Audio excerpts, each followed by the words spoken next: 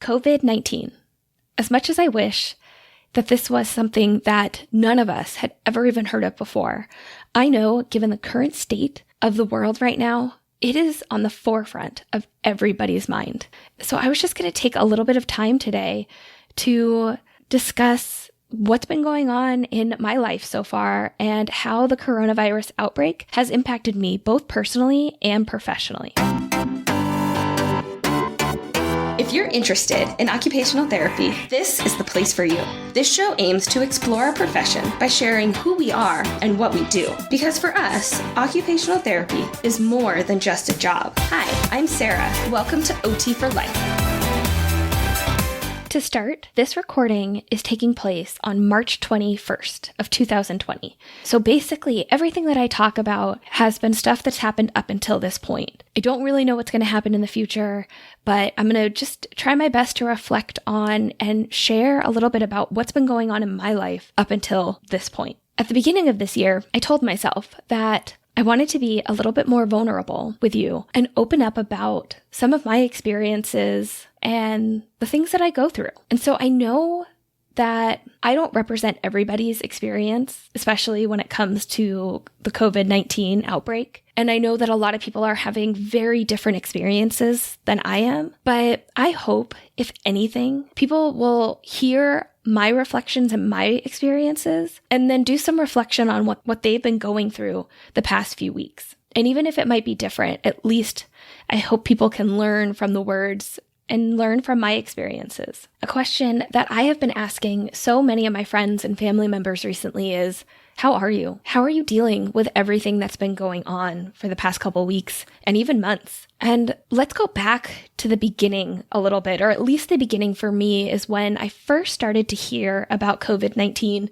I know that when I first heard about it starting to spread to other countries, starting to spread to other places throughout the world, it definitely arose some caution in my mind. But I think at that point, I still didn't think that it could or would end up being as big of a deal as it is today. I have some really close friends that live in Venice, Italy, and so very early on, they were sharing the stories that they were going through and the experiences that they were having being put on lockdown, how quickly the virus spread throughout their country. And to be honest with you guys, with their realness of sharing what was going on, it definitely made me more cautious going into this whole thing to begin with, because they were on one of the very front lines of this virus spreading outside of China. And the weird thing for me is that we were actually with these friends in Venice at their place back in December, which was only just a few months ago from the time of this recording.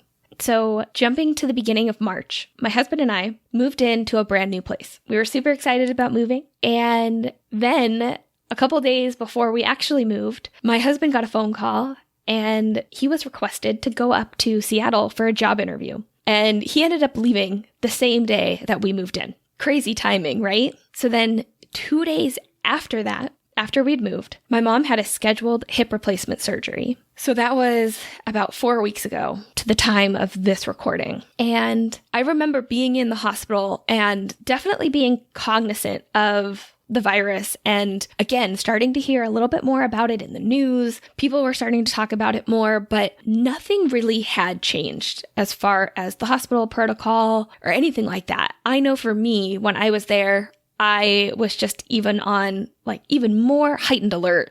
Even being in the hospital, I was on heightened alert of what I was touching and washing my hands and making sure that I was abiding to all of the hygiene and cleanliness and sanitation rules. But because there was this lurking undertone of this virus that had a potential of spreading, I was even more alert to making sure that I was washing my hands and making sure that everything was sanitized. It was the following week after that where lots of conferences across the world, across the US, started to be canceled. South by Southwest was one of the first big ones to be canceled. There were some other medical ones that were canceled. And then, of course, I got the word about AOTA, the American Occupational Therapy Association conference, being canceled that was supposed to be held in Boston this year. It's crazy because I still remember the day that I found out about AOTA being canceled. It was a Tuesday afternoon for me, and I was in the middle of an evaluation with a kiddo. And I had long sleeves on, and so all I could feel was my watch kept buzzing, and it was going like gangbusters, which is not super typical for me. I'll usually get a message here and a message there, but on this day, it was going off like crazy. And since I had long sleeves on, I couldn't see any of the messages, and I wasn't going to check it anyway because I was in the middle of an eval. But it was one of those things that I was like, something happened. Something big has happened. And when I got back to my car after the eval and was able to kind of check my phone and heard that AOTA had been canceled, that was kind of that first moment that I was like, all right, all these big events are getting canceled. This sounds like it could be a bigger deal than maybe what I had previously thought and what a lot of people had probably previously thought. And although it was heartbreaking to have the conference be canceled because I love going to conferences, and AOTA is definitely one of my favorite conferences that I go to every year. This would have been my 6th year going, and I have gone to the last 5 without missing one. And it was also going to be the first time that I was going to be presenting. And I had an amazing group of other occupational therapy practitioners, and we were going to be presenting all about podcasting. And I was super excited about that. I was super excited about connecting with friends that I only get to see once a year. I was excited about connecting with friends that I had met last year, and also connecting with a bunch of new people that we had already had plans to meet up through social media or whatever. And so there was a lot just going into this that I look forward to every year. And this one, I knew that it was going to be different. I didn't realize that it would ultimately be canceled, but I knew that this year, something about this year was going to be different. And while I was heartbroken and very sad about the conference being canceled, I knew that it was for the right reason. Then the next day happened, and that day I had a level 1 student with me, and casually, right before we went into an appointment, she had made a comment to me about how her school had potentially mentioned to them that they might be suspending fieldwork, but nothing was set in stone, and it was just kind of something that they had been tossing around at that moment. And it really just got me thinking that it's not just conferences that are being canceled. It's not just gatherings. It is all these other things that have been set up, that have been ongoing, that also could run the risk of being canceled or suspended or postponed. And I think when she mentioned that to me, it was probably at 2:00 in the afternoon. And by 5:30 that evening, I had received the email that the school was done. They weren't sending any more of their fieldwork students out, and that fieldwork was over. And I think they were supposed to have about 4 more weeks, something like that, 4 to 5 more weeks, and they were just done. They weren't going to allow their students to go out anymore. And then the next day, I was supposed to have a volunteer with me. But based on the information from the OT program, I decided that it would be best to cancel the volunteer as well, because at that point, we still didn't really know what was going on and just kind of felt like it would be better safe than sorry. And if we just canceled for a week, that she could come back and be with us the following week, or we cancel for 2 and whatnot. Again, at that point, we were just trying to make the best decision given the information that we had at that time. Now, also, that same day, my sister and my 2 young nieces flew out from Colorado to visit. Honestly, I feel like that Thursday was like the changing point of this entire thing. And they flew out early that morning. And I feel like if they would have flown out any later, they probably would have canceled it. But still, things hadn't been too crazy up until that point.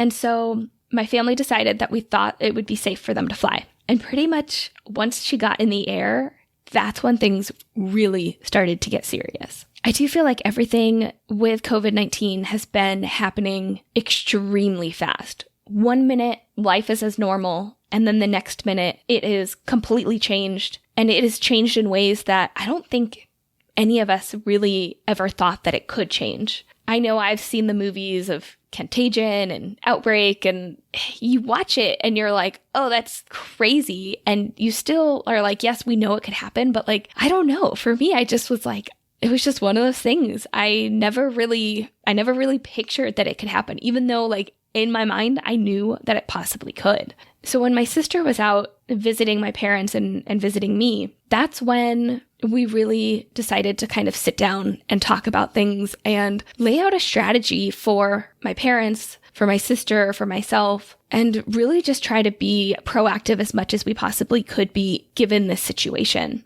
Honestly, we had to weigh the risks. And it's crazy, but the risk out there is pretty much the really big kind of unknown thing about this whole thing. And as I said before, it's rapidly changing. So even the information that we knew given a week ago is very, very different than some of the stuff that's coming out even today. So my parents are both over 70 years old. And being that my mom had also just underwent a hip replacement, a pretty significant surgery, that definitely puts them at a higher risk of potentially contracting this virus. Again, given the information that we have been receiving up until this point. So my sister, my parents, and I, we sat down and we had a conversation. And it was a difficult conversation. It's not an easy thing to sit down and talk about complete and utter disruption in our lives and doing things differently than we ever have before. Both of my parents are very healthy and extremely independent. And I knew that by having this conversation, it probably would make them a little bit more anxious, a little bit more nervous about what was going on. And I really didn't want that to happen, but I knew that we had to have this conversation to put in place things to keep us all safe, and especially anybody that has any sort of pre-existing condition or any comorbidity that sets them at a higher risk. We all need to look out for each other, and it's important for all of us to be safe, but especially the ones that tend to fall in that high risk category. And so, yeah, I think the bottom line for me is weighing out that risk. I didn't want to put them at any higher risk than they needed to be. And so like some of the things that we discussed and some of the things that we decided to kind of put in place for my family were staying at home as much as possible. And mind you, this is before some of the lockdowns started to happen. We had already started to stay home as much as we possibly could. We started limiting the interaction with people in the home. We decided as a family to have my mom cancel her home health physical therapist from coming in because you just can't trust where people have been. They potentially could be carriers. And my mom had been doing so well with her therapy so far that I was like, I think the risk outweighs the benefit. And that was so hard for me to say because I understand the value of therapy. I know its importance, but I also didn't want my mom or my dad to have the potential to get exposed to this virus when it wasn't 100% necessary that she needed to see her therapist because she's been doing so incredibly well. And I will be doing a full episode detailing more about my experience going through this with my mom as a healthcare provider and as a family member. And that will kind of come out at a separate date. You can stay tuned for that one. I will go into more detail, just not in this episode. This one, we're gonna keep the focus around this virus. And the other thing that my family did was think about other people that were supposed to be coming to the home and looking to cancel those appointments and really just limit the amount of time that we were spending outside of the house, as well as the people that were coming and visiting my family at the house. My sister and I, when my sister was in town, we went out and we did some shopping for my parents. And now my sister has returned home. And so basically I am the one that has taken on the responsibility to do the shopping for my parents so they don't have to go out and, again, run the risk of potentially coming in contact with the virus just to go to the grocery store. Even though it was a difficult conversation, anytime that we're like limiting independence for our clients, for our families, for ourselves, we know the implications that that can have on a person's mental health, on a person's physical health. So even though it was a hard conversation to have, I was really, really fortunate that my family, we all agreed. We were all on the same page, and it really has helped kind of ease some of this personal stress that I know that I've had throughout the past couple of weeks, knowing that my family, that we're all on the same page and that we are all just trying to do the best that we can to limit our exposure and keep each other safe during this kind of uncertain, unknown, slightly chaotic time that we're going through right now. So yeah, personally, that's been a lot of what I've been going through. I have also been limiting the time that I am outside of my house. And so basically for the past 2 weeks now, I have pretty much just been at home or going to the grocery store to get food or going to my parents' house to drop off food and just kind of say hi. And that's about it. So it's not just for me telling my parents, well, you guys can't do this, and I'm continuing to go about my daily life. It is all of us doing the best that we can and considering everybody in this situation. And it's not just me, it's not just my family, it's not just my friends, but really kind of thinking about everybody that is at risk and the ones that are at higher risk. Okay. So in addition to all of this happening within my personal life, I also had my business and the plan for me and my employee weighing on me throughout this entire time as well. Being that I have an employee, I approach this situation, even from the very, very beginning, much more conservatively, because not only was I looking out for mine and my family's well-being, but I also had to consider the safety of my employee and her family. And even when there weren't rules and regulations put in place to stay at home, I was already taking steps to stay home more and start to open up the lines of communication with my employee about this and hear where she's been and hear about some of the steps that she had started putting in place. Of course, I didn't want to put her in any harm's way, but nor did I want to run the risk of exposing our clients to unnecessary germs. So very, very early on, we decided to go bagless and not bring in any toys for any of our weekly treatments to decrease the risk of contamination. We started increasing our hand washing routines to be extra, extra careful, and even started bringing in our own soap to our clients' houses because being in home health, you never quite know if they're going to have soap. And so we just took, even in the beginning, we took every precaution that we possibly could. We made sure that our hand sanitizers in our car were full, or as full as we could possibly get them, because all the stores at this point were starting to run out.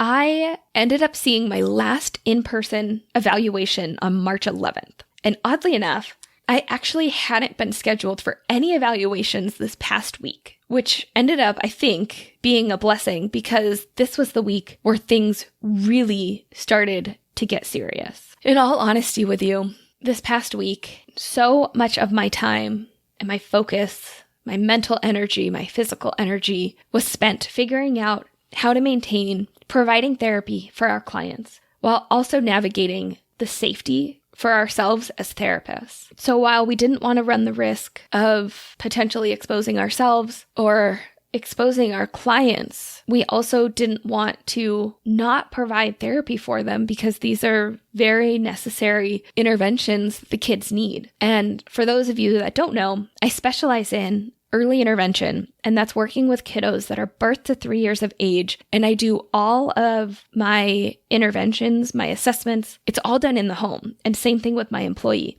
And even if our kiddos had been healthy and maybe their parents had been healthy, we didn't know who else had been or was in the home at that point. And that is kind of the unknown about this whole thing, is that if the kids and the immediate family are healthy, but a neighbor comes over that had potential exposure or anything like that, there was a lot of kind of unknown risk, unseen risk that we just didn't know in this situation. And typically, early intervention is already really isolating. Most of the therapists that work in early intervention, we spend a majority of our time within our cars by ourselves, and then a little bit of time with our clients, but it's constantly getting in the car, driving to our first appointment, seeing our client, getting back in the car, driving to the next appointment, seeing a client, getting back in the car. It's in and out of the car all day, every day, and lots of time just spent driving around, which if you work in a hospital, you work in a clinic, you work at a facility, there always tends to be lots of other people around. But for practitioners that work within early intervention, it's very rare that we get to either run into another colleague or even just like come in contact with somebody when we're out in the field. And that being said, the therapists that I work alongside of, we're all independent practitioners, or a few of us run our own small businesses where there might be a handful of employees, but we pretty much kind of just do our own thing. And that's the way that EI works. It's amazing because we have a lot of autonomy and we're able to just kind of do our own thing. But there's also this side that because we're by ourselves, that can impact our ability to collaborate, our ability to connect and learn from others. We basically kind of have to seek out our own time for that. And now, with everything that's been going on with COVID-19, this kind of imposed isolation on top of kind of this typical isolation is just, it's a recipe for disaster and pretty much this feeling of complete and utter isolation. But given the situation and given everything that's been happening, I have to say, over the past couple weeks, I have actually felt, even though I'm not seeing anybody in person, I have actually felt more connected to the therapist that I work alongside of. And we have banded together during this time of uncertainty to support and encourage each other. I have spent countless hours over the past couple weeks on the phone or on Zoom connecting with these therapists and figuring out what the next steps are going to be together. And it has been absolutely amazing. Coming from a position where we tend to be isolated anyway, and then to come together and go through this time of stress and uncertainty and unknown and chaos and panic, it's been so cool just knowing that a bunch of occupational therapists, a bunch of physical therapists have come together to help one another out. The other really big thing that has just happened within the last week is that teletherapy was actually approved within the realm of early intervention. And that has just been something really, really cool to start thinking about and start to roll out to our clients. I had never really considered using teletherapy. And when I'm talking about teletherapy, basically I'm saying using technology. So using some sort of a platform like Zoom or Google Hangouts or Skype or something like that, or even just the phone and just making a phone call and using technology to provide our services without having to actually see our clients face to face. I had never really considered it because it's never been allowed in my practice area. And so I know other therapists have been doing it over the last couple years. I know there's been companies that have kind of popped up and they're starting to offer teletherapy services. But for me, it was never a reality. It was never anything that I could do because it wasn't allowed. And so I didn't really put too much time. I didn't put too much energy into even thinking about it as an option based on this. But as soon as we got the go-ahead that we could start implementing teletherapy, we started reaching out to our clients to let them know that this was a potential option. They didn't have to just cancel and run the risk of not getting any therapy. We were looking at other viable ways that we could continue our therapy and continue to support them without having to be face to face. But having never really considered or even done teletherapy before, I quickly realized that it isn't as simple as just turning on your phone or turning on your computer and pressing go. There are so many other things to consider when setting up and carrying out a teletherapy session. First, we had to consider what platform to use and also make sure that it is HIPAA compliant. We had to figure out how our clients were going to be able to access it, whether they'd need a phone or a computer, internet connectivity. We had to brainstorm materials and whether or not we were going to ask the parents beforehand to have the materials ready, or we would tell them at the beginning of the session and then they could prepare. We had to consider the importance of effective communication to ensure understanding and education and carryover of the things that we would be telling our families, especially if they were new families and had not been receiving therapy very long. We also had to think about the engagement of the child. Typically, we're used to being there in person, and now we're going to be on a phone screen, which some kiddos, they love engaging with the phone, and other kiddos might not even realize that we are there. We also had to start considering about the routines and the schedules of the family and how they have been disrupted or changed during this time. Potentially there would be other kids within the homes or other people that were not typically there during our sessions, and that how this could be a distraction for our kiddos that we were providing services for. And I think overall, we also had to consider the anxiety and fear that our clients and their families are going through too during this time. And that's not an exhaustive list, but that's just some of the things in the beginning that I realized we had to start thinking about and at least have somewhat of a game plan going in to when we first delivered our first teletherapy session.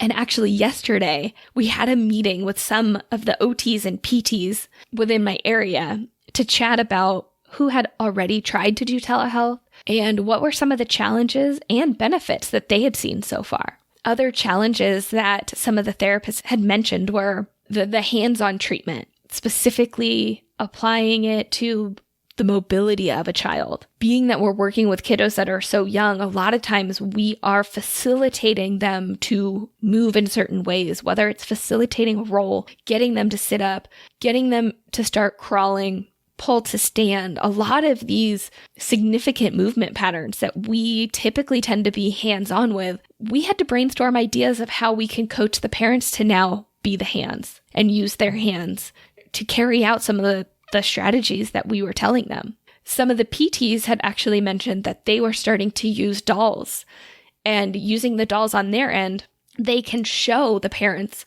here, this is how you would move the child in order to facilitate this movement pattern. But despite some of the challenges, we also thought about some of the benefits that by doing teletherapy, we might be able to kind of hone in on. And while the engagement of the child might be a challenge for some, it could also be a benefit for others, or having the parents be involved more. I know that we all have some clients and caregivers that when you show up, they just think you have that magic wand and they just let you do your work, and they're kind of like that hands-off approach. But in this situation with teletherapy, they have to be involved so much more. One of the physical therapists actually had mentioned that rather than trying to schedule specific times based on her schedule, she actually tried to work within the family's routine and join them on typical things that they would be doing. So specifically for her, she was talking about working on some of the gross motor skills. And so what she ended up doing with a family was she called in while they were out for a walk and then was discussing different things of walking on uneven surfaces and walking up a slight hill, or like checking out things while they were actually engaged in this family routine, and how much more of a benefit that could be, that it's a typical thing that the family is doing. And here she is just kind of coming in and consulting with them and educating the family and just sharing a little bit, upping that challenge a little bit more for the client to continue to address the goals. And then also one of the benefits that we discussed was taking videos, but outside of the traditional therapy session. And so I know that sometimes I would do this anyway, but specifically now that we're not coming into the house and the parents can't wait for us to just show up and hope that the child does whatever it was that they wanted to show us, now they have to be a little bit more proactive in taking videos of a skill or of something happening and then being able to share that with us so we can really see what's happening. I think teletherapy will definitely be a learning opportunity, but we as OTs are adaptable and flexible, and we're going to figure it out. There's going to be bumps and there's going to be things that we're going to have to work through, but I'm actually very excited about the opportunity to go down the teletherapy route and see what other benefits that we can bring to our families and to our clients. I want to talk a little bit now about mindset. And I think a lot of this has already been kind of happening in some of the other things that I've discussed so far. But over the past couple of weeks, I've really been reflecting on things that I am thinking about, the things that I'm concerned about, the things that I'm hearing, and really just trying to take it all in. And like I've said before, do the best that I can, given the information that I have at that time. As of 2 days ago, at the time of this recording, my state, California, was the first state of the U.S. to go into lockdown. Basically, that means we can go to grocery stores, we can go to necessary medical appointments like going to the hospital, going to the emergency room, and pharmacies. But other than that, we are supposed to be at home. And I know that in the last day or two, a few other states have joined us, but we were the first one that it happened to. And that really made me stop and think. Like I mentioned before, weeks ago, I didn't think that it could get to this point. But honestly, my views and my mindset shifted very, very quickly as more and more details unfolded. I always knew that I didn't want to overreact, but I also didn't want to do something that could put me or put other people at risk. It was really, really hard to see so many people out in the community just completely panicking, stockpiling toilet paper, stockpiling water, filling up grocery carts, waiting in line for some of the big box stores like Costco, and just stockpiling as much supplies as they possibly could, as well as seeing a lot of chaos on TV and on the news. And so I really just tried to keep reminding myself that everybody has their own way of dealing with this. And it's not to say that if you have been doing something that I haven't, that one of us is wrong. It's just knowing that given the situation that we're in, stress, anxiety, uncertainty, not knowing, some people will react differently than others. I also really tried to pay attention to the reputable sources of information and tried my best to not get caught up in all the panic around me, while also trying to be mindful and help other people see the risk without alarming them or causing them to be stressed. It's definitely an interesting path to navigate. Wanting to be real, wanting to be realistic, wanting to bring up topics that are difficult, but then also not wanting people to completely lose it and get more stressed than they already are. As I mentioned, I've been staying home for the past 2 weeks, and that's given me a lot of time to think. I have really been trying to stay connected to my friends and my family as much as possible via text, social media, Marco Polo, FaceTime, Zoom, you name it. I feel like my screen time numbers have probably more than doubled at this point because that is my way of staying connected with people that are important to me and checking in on people and just making sure that everybody knows that there's somebody out there to support them through this rough time. I've even watched a lot of Instagram lives, and I've been asked to hop on a couple of them with people from all over the country to maintain this connection. I've been trying to keep myself busy with some podcast recordings and some fun things that I have in store for OT month. I've been finishing up evaluations and documentation for work, but then also setting aside time for maintaining my physical and my mental health. Actually, my favorite gym, as of just a couple days ago, they started live streaming their workouts. And so I have, for the past couple days, made it a point to wake up early to get a workout in because I know how important it is for me to maintain moving my body and getting some exercise, and how important that is to help me maintain my sanity and maintain my own health. I usually rarely watch TV, but I have started watching a few shows at the end of the day to take my mind off what is going on right now. But one of the biggest reflections that I've had, given the current climate of everything that's been happening, I have a lot of friends that are still working. They're doctors, they're nurses, they're other therapy providers, and they're on the front lines working with people in hospitals. They're working with older adults that are in long-term care facilities, skilled nursing facilities. They're working with people that have had exposure to the coronavirus, but they're also working with people that happen to be in these facilities before this outbreak even happened. And it's made me realize that despite everything that's going on, life continues to go on. Yes, we've made changes.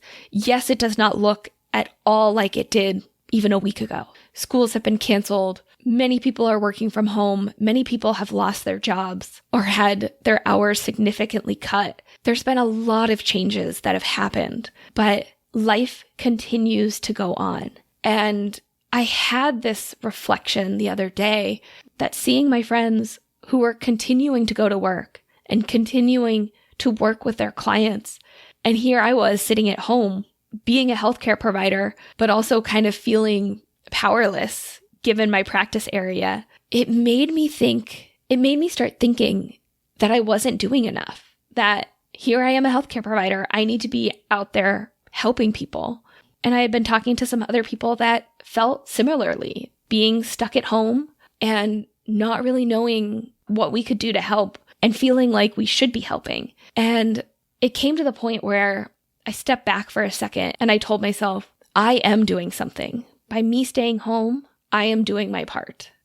So even as the weeks move on, I'm going to continue to remind myself that by staying home, I'm doing my part and I am doing enough. And if there is anyone else that is also in the similar shoes where we're stuck at home and maybe doing teletherapy or maybe not being able to work at all right now, just know it's okay. We are doing something. By staying home, we are doing something. I don't really know what's going to happen with this outbreak, what's going to happen in the future, what the world is going to look like a week from now, a month from now. But I wanted to share this with you to tell you that you're not alone. Hopefully you can learn from my experiences or maybe even share in some of the things that I have gone through. But just know that we are all dealing with the stress and uncertainty of this situation in our own ways. And even though we are social distancing from one another, we are all in this together. Regardless if you're still showing up to work or working from home, if you're with your family or isolated from them, if you're taking care of kids or just trying to take care of yourself, we are all doing our part and we are all in this together. Now, I have one big announcement to make before I wrap up this episode. This episode, I really kind of focused on my own personal and professional experience going through the COVID-19 outbreak. But I have teamed up with 2 other occupational therapists to start a brand new project.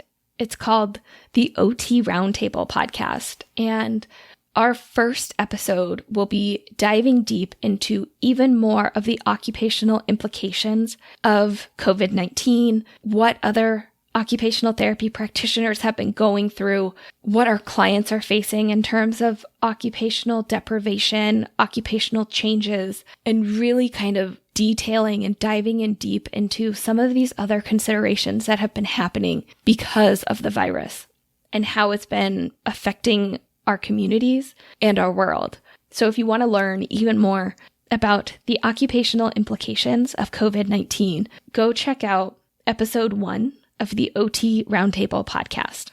Thank you for tuning in to today's episode, and definitely feel free to reach out to me if you have any questions, comments, anything at all about things that you've been going through, your own experiences, questions about anything that I mentioned today in the episode. I'm going to include some different resources that I've come across in the show notes, so you can find those at otforlife.com/57. That's OT, the number 4, LYFE.com/57. I wish you all the best and stay safe out there. Hey, before you go, I just wanted to say thanks for listening to today's episode. If you want to further the discussion, go to our website, otforlife.com, and join our Facebook group. If you like us, here are 3 easy ways to let us know. 1, share our podcast with a friend, colleague, or anyone interested in occupational therapy. 2, leave us a review on iTunes or anywhere this podcast is found. 3, subscribe to us so you don't miss out on any upcoming episodes. Thanks again. We'll catch you next time, OT for Lifers.